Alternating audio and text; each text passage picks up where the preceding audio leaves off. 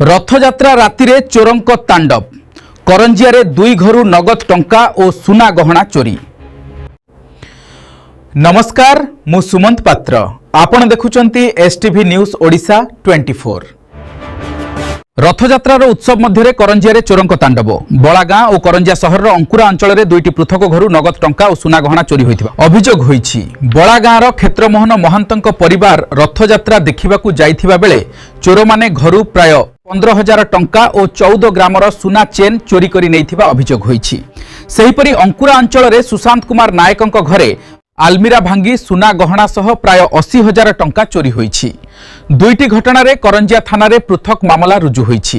वैज्ञानिक तदंतकारी दल घटनास्थल में पहुंची प्रमाण संग्रह करने सह तदंत आरंभ करिथिबा नै करंजिया थाना अधिकारी मृत्युंजय प्रधान कहिसंती। चोर मानंकु शीघ्र गिरफ पाई तदंत जारी रहिछि।